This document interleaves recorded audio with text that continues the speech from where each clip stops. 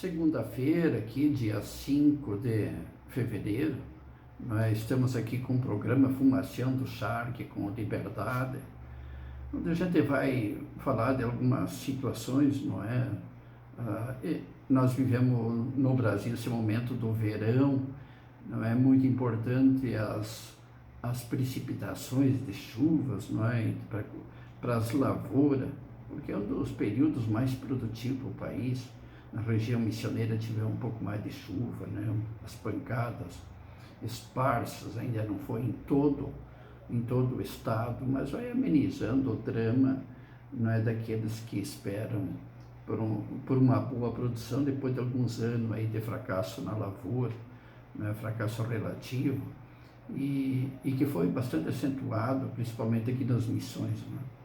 Também vivemos um momento de extrema tensão no continente europeu, chamado de Velho Continente, onde o pessoal do agronegócio está assim, bastante queixoso, tanto que em cidades como a capital da França, na Alemanha, Paris, na Alemanha, e a própria Inglaterra ameaça também entrar na crise, enfim, vários países da Europa, não é, estão vivendo uma verdadeira revolução com o pessoal do agronegócio, invadindo, trancando ruas de cidade, jogando lixos frente a instituições públicas, não é, e também produtos, largando pelo caminho, trancando rodovias, não é? Uma convulsão social, quase dá para se dizer. Até impressiona de ver que aqui, por exemplo, em relação ao Brasil, quando se imaginou fazer isso com tão pouco, todos os nossos caminhoneiros, não é, os produtores rurais foram contidos, né, pela ação da polícia, e lá não conseguem conter, não é? Parece que não há um respeito maior ao direito de manifestação deles, mesmo eles causando todo um transtorno para a sociedade. E me parece que eles estão mais certos do que nós no Brasil, não é? Porque às vezes tem que acontecer, quando a vontade é popular, quando o movimento é espontâneo, não é? E claro que sempre há incentivadores por detrás. Lá a alegação é de que os impostos estão bastante altos, as restrições ambientais são muito fortes e o preço, o salário dos agricultores se torna irrisório. Então é a alegação. Outros dizem que por trás está o poderio das indústrias químicas, né, que vendem venenos, insumos para a lavoura e que fomentam isso para que a demanda ou se mantenha ou até cresça. Então sempre vai haver essas questões, sempre vai haver as manifestações de interesse, mas há de se considerar que o povo se mobiliza quando ele sente geralmente na carne, não é? Então há uma razão social muito forte, possivelmente lá, não é? E que está gerando todo esse estardalhaço na Europa, que é realmente impressionante o que está acontecendo já há dias, né? Não sei até quando que vai isso, e por enquanto o governo e revoltosos não entraram num acordo, não é? E nos Estados Unidos, outra situação dramática, um governador do Texas, que conta com o apoio de vários outros governadores, praticamente metade do país, não é? Onde o governador texano se opõe à política de praticamente sem fronteira do governo Biden, não é? Onde os imigrantes entraram para o país massivamente e continuam entrando, né? E lá ele mandou estender uma cerca de arame, tem mais de 1.000 quilômetros de fronteira, nas partes mais sensíveis, para frear essa coisa. E o governo federal que mandou, através de recursos do STF, levantar essas barreiras, e o governador disse que não ia levantar, que chega lá no Texas, não. E outros estados se somaram ao lado dele, e o governo federal foi na Suprema Corte daquele país, Suprema Corte mandou que o governador movesse o tal de cercado, aceitasse a ida do governo federal, disse que não aceita, não vai ninguém para lá, e trancou o pé e segurou a barra, não é? Como digo assim, são manifestações, entendo, me parece que a título de guardar, resguardar a Constituição de cada país, como no caso a deles, né, que os políticos têm que conviver. Agora, há momentos que tem que dizer não, por aqui a boiada não passa, não é? Ao contrário do que aconteceu no Brasil aqui, que foi outra coisa, que é um horror. Eu acho que é um horror em vários aspectos que aconteceu, um exemplo para a nação. Está aí o Brasil dividido, né? Profundamente dividido, com marcas muito doloridas da sociedade. O Brasil hoje se faqueia a si mesmo, não é? Se mutila, o povo se mutila de dores, de revolta, não é? De separatismo político ideológico, não é? É dramática a situação que acontece no Brasil. As consequências serão longas, levarão gerações para serem superadas, quando começarem a ser superadas. E então, assim, aí temos os dois conflitos, os maiores, né? A questão da Ucrânia, a Ucrânia se vendo com a Rússia, porque a Rússia é uma fonte de recursos naturais inesgotável, não é? É um país riquíssimo, não é? Riquíssimo de recursos naturais, dentro de toda uma extensão muito grande, um poderio militar gigantesco, e a Europa ali esgualepada, envelhecida, corrupta, não é? Pacificada, de certa maneira, não pacificada, mas acomodada, não é? Bela, mas acomodada, e um grande mosaico com dezenas e dezenas de países, pequenos um ao lado do outro, que por um lado também deixam expostos o orgulho de conseguirem conviver com esses países sem muitos conflitos maiores durante um bom período de tempo, e que se sente, não é, agora desconfortável pela questão financeira, pelo risco que significa uma potência voltar a se julgar, não só se julgar, mas se julgar no direito de invadir outro país, de tomar parte de outro país, como é o caso da Rússia, como foi o caso da Alemanha pouco tempo atrás, né? Como é o caso de outras lutas, principalmente no Oriente Médio, não é? Onde o próprio Israel ali também mostra uma certa incompetência em ajudar na solução mais rápida do problema árabe, assim como a população árabe ali não é com uma dificuldade enorme de eles mesmos se entenderem, não é? E não dá nem para falar das dificuldades também que eles têm, né? Pelo menos alguns países do Oriente Médio. E assim, então, ficam duas grandes potências, a Rússia e os Estados Unidos, um para cada lado, fazendo o seu jogo de pressão, não é? Outras potências intermediárias, aí, Itália, Alemanha, França, a própria Inglaterra, não é? E adjacências, né? Que tem interesse na geopolítica internacional e que buscam, assim, a entender, pacificar, ou, se for o caso, promover a guerra para preservar o que julgam necessário para a sua segurança, né, de seus povos, né? Aqui em território brasileiro vivemos um momento de não produção de capital à altura do que precisaríamos. Precisaria de uma política industrial, não a que o governo está tentando resgatar, que foi um fracasso no passado, mas que está tentando resgatar, não é? Até porque para a política industrial tem que haver a responsabilização daqueles que se beneficiam do importantíssimo e raro recurso de um BNDES, né?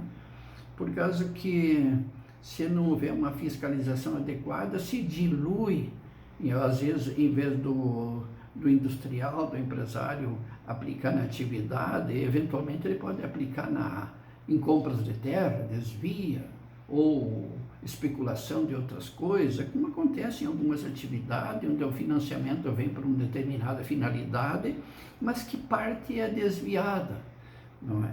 Parte desviada.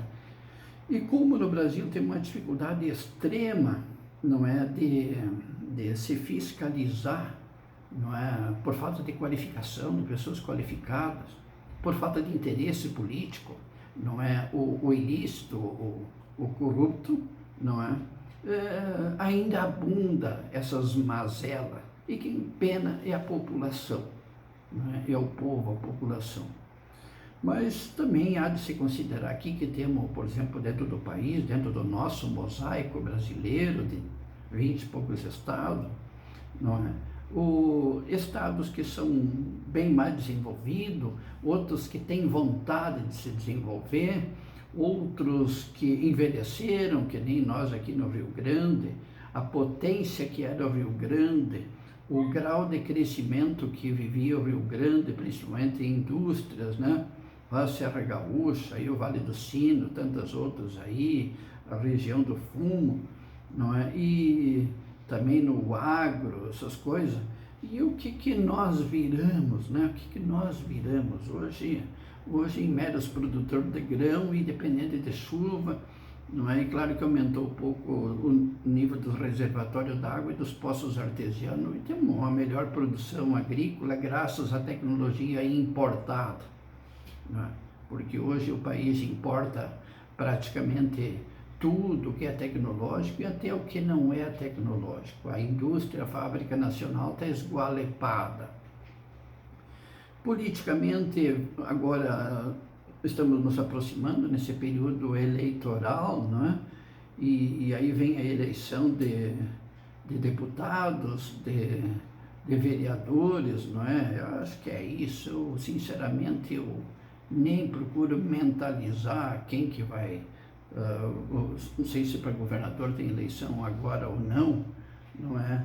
Parece que sim, mas é uma fragilidade, é um desinteresse social e é uma motivação muito grande para a gente nem se atualizar sobre isso, não participar da vida política, mas de tudo que simboliza velharia, não é? Há um efeito na sociedade visível que não só a mídia, os formadores de opinião e outros, há um desinteresse porque não há esperança, não há crença de que vai mudar. As pessoas estão desmotivadas. Hoje mesmo, vendo ali na Venezuela, alguém questionava ali, puxa, por que quando o Maduro agora expulsou a Maria Corina, que seria a maior opositora dele numa próxima eleição, a população não se manifestou? Mas adianta se manifestar? Adiantaria? Eu acho que é um sinal que a população está dizendo assim, nisso não temos esperança nenhuma, a gente sabia que ia acontecer, não é? Aqui, se tu acompanhar o trabalho da oposição no Brasil, é impressionante. Os caras ficam apontando o dedo em cima de figuras, tipo Xandão, presidente Lula, Bolsonaro, com dedinho assim especificamente para uma determinada pessoa, para meia dúzia de pessoas, que acabam engrandecendo essas figuras, muitas vezes, de forma devida, às vezes indevidamente, ao invés de ter uma visão um pouco mais ampla. Será que 3, 4 pessoas impõem, sustentam, criam e sustentam um regime para um povo do tamanho da nação brasileira? Será que não tem nada por trás disso? Quem que sustenta isso? Quem que criou essas políticas, essas atitudes, esses comportamentos, essas anomalias. A oposição fala sobre isso, sugere sobre isso? Não sugere nada, não é? Fica ali esses deputados, formadores de opinião, com o dedo, o fulano disse isso, o Beltrano, o Beltrano é o responsável por isso, o Pedrinho, o Joãozinho, a Mariazinha, a Maricota, não é? Mas que falta de visão maior. O Brasil é gigante, não é? Claro que existem forças por trás, mas onde que estão essas forças? Quais são essas forças? Não é?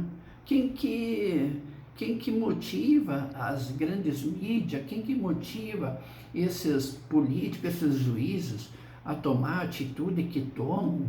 Quem que sustenta decisões que envolvem forças militares, não é? Forças de segurança do país? O que está por trás disso? Quem que está por trás disso? Quem que está por trás disso? E isso nos leva a uma insegurança, não é? Se tu analisar o governo passado, quando aparecia em frente à população, a convidados ou pessoas que se aglutinavam no entorno dele, religiosos, políticos e outros e adversários faziam referência sobre isso, sobre aquilo, induziam o povo a acreditar nisso, naquilo, e que depois se diluía, se via que não tinha consistência nenhuma, não tinha, uma tragédia para o país, no sentido de oferecer segurança para o povo, não é? Então, muitas das coisas que eram fomentadas, criadas, ditas, não é? Aí foi a questão eleitoral, e porque até os militares estão fiscalizando, porque vai acontecer tal coisa, porque não vai acontecer tal coisa, porque o país vai caminhar nessa direção ou naquela, não é? E o que aconteceu? De repente, um fulano foge do país, sai do país daquela maneira, a tal de eleição que está entalada na garganta de repente, da metade da população brasileira, como um cancro que vai ficar durante toda a vida das pessoas, na garganta do povo, trancado. Qual é a resposta para isso? Não é? Qual é o respeito para essa grande parcela de brasileiro, não é? Que vai morrer com isso aí trancado na garganta, não é? Então, puxa, agora temos aí o governo atual aí com dados da economia, de um lado o maravilhosismo e falam de uma arquitetura de desenvolvimento esperada, maravilhosa, e a realidade, muitas vezes, os outros dados são bem diferentes, não é? Então, está aí o povo de novo sem fé, sem eira nem beira, e sem esperança que no futuro possa construir uma liderança, ou possa encontrar uma liderança que dê base, dê norte, dê credibilidade para a maioria dos brasileiros. Então, o Jornal Liberdade, como você vai poder constatar agora, nós estamos nos lançando uma nova proposta de comunicação com uma visão maior um pouco, não é? Buscando ampliar não só a visão, mas a expressão, onde a gente vai fazer algumas considerações sobre o contexto nacional, sobre o contexto mundial, sobre a América Latina, não é? Aí temos o governo Milei aí tentando implantar uma política de redução do déficit público, até zerar, dizem zerar, não é? Significa assim, o governo não pode gastar mais do que arrecada, e devido à situação trágica que foi conduzida a Argentina até então, até esse momento recente, de inflação beirando superior a 200% ao ano, descapitalização do povo, pobreza imensa do povo, e aí entra um novo governo e tem aquele desejo, como os outros tiveram, né?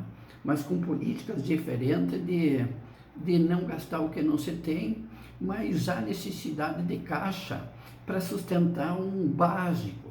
E aí tem saída a arrecadação de impostos, a taxação dos mais ricos, a redução da imensa máquina estatal, que é uma desgraça nos países do terceiro mundo, né? Principalmente aqui, nós latinos, né? E claro que tem oposição, porque é dolorido, né? O agro, com taxas, vamos dizer assim, por causa de exportação. Então, primeiro, diz o governo Milei, vão abastecer o mercado interno. Se sobrar, se houver um pouco de gordura aqui, daí vão ser exportados. Mas para conter a oferta melhorada que vem de fora do país, onde as moedas têm valores maiores, ele resolveu taxar, então, a exportação de alguns produtos agrícolas e está sofrendo fortíssima reação, não é, por parte dos políticos, que não querem que a atividade perca os ganhos que já são precários, não é? Também lá na Europa há muita pressão para que não haja um acordo entre a Europa aqui e a América Latina, um acordo comercial envolvendo principalmente produtos agrícolas, onde, vamos dizer assim, se nós tiver aqui preços mais baratos da soja, eles vão comprar, claro, de nós, Argentina, Uruguai, os produtos lácteos, eles vão vender mais lá. E até porque, por exemplo, a renda, o poder aquisitivo deles é muito maior que o nosso. E como é que eles vão competir com quem, vamos dizer assim, quem tem um resultado líquido da prestação do seu serviço, do seu produto, muito inferior, que é o caso de nós latinos. Então, eles se tornam frágeis diante de nós. Não é a nossa competência, a grande produção de grão, não. É porque aqui vem as multinacionais, impõem uma situação, dizem, vamos ter que pagar tanto pela terra, tanto pelo teu serviço. Não é, tu vai comprar assim, tu vai pagar assado, tu vai passar 28 anos pagando um trator, 15 anos uma automotriz, e coisas assim, né? E lá é menos tempo, eles têm mais comodidade. Então eles querem frear isso. E eles têm a razão dele. Mas todo esse contexto de ebulição, eu acho que, e também a gente tem ouvido falar assim das citações, não é? O que causa isso no mundo é o conflito, isso é o problema do combustível, não sei o quê. E também ouvi gente falando que não há o globalismo político talvez nem tanto, mas econômico sim, não é? Então é que nem essa história, assim, se lá na China vendem um automóvel mais barato que na América Latina, vão trazer da China. Se lá em tal lugar vendem sopa de pulga mais barato, ninguém mais produz sopa de pulga, vamos trazer de lá. Então se descaracterizou a produção de cada nacionalidade, não é? Se globalizou a produção. E também os resultados econômicos de cada país. Então, pode dizer assim, não, o Brasil precisa de um montante de capital nos cofres do governo e da sociedade, não é? Não, mas vamos fazer assim, vamos participar lá dos cofres que envolve os States, envolve lá a parte da Europa ou lá da Ásia, não é? E vamos fazer tudo junto reunido. Daí vamos para a chamada produtividade, a paralela à produtividade, a racionalidade dos recursos. Vamos ter uma produção melhor. Aí você pensou no materialismo e se esqueceu o humanismo. Cada nacionalidade tranquilamente precisa ter suas características, sua forma de produção, suas dificuldades e suas riquezas, não é? Se nós eventualmente precisar de máscara aqui para tapar o ouvido, não é? A princípio temos que produzir nós as máscaras aqui no Brasil para tapar o ouvido e não trazer lá de Bangladesh, sei lá, da China, daquele lugar, ou da Índia, não é? Então você perdeu a identidade produtiva, não é? Você perdeu com isso a capacidade de cada país ter suas próprias riquezas. Isso isso está causando esse rebuliço. A Europa aí criou o mercado comum europeu, os ingleses foram mais espertos, saltaram fora, a Alemanha já fala em saltar fora, não é? Porque esse globalismo da produção visando tão somente a eficiência, não é? Não é a situação. O homem é extremamente plural. O homem é um ser criativo e deveria ser incentivado como tal, e ele é plural por natureza. Ele é imprevisível e assim ele deve ser respeitado. E cada país, com as suas dificuldades e facilidades, deve preservar as características dos seus povos, né? E não virar tudo na mesma coisa, tudo junto reunido. Aqui temos no Fumaciando Shark, na segunda-feira, 9 horas, do Liberdade Jornal. Pedimos para você se inscrever no canal aqui do Liberdade, o Jornal, te inscreva, curta, compartilhe, não é? A gente vai procurar ter horários definidos e vamos trazer um pouco do conhecimento que a gente eventualmente coleta aqui e acolá, não é? Para agregar nesse trabalho aqui do Fumaciando Shark, esse programa aqui do canal Liberdade o Jornal aqui, não é? E assim como nós temos nossos outros programas aí, não é? Na Rádio Piratini 87.9, São Miguel das Missões, Rádio Piratini FM, né? Sexta-feira, 20 horas. E também www.liberdadejornal.com, não é? Do Jornal do Liberdade aí, entre outras mídias. Muito obrigado a você, né?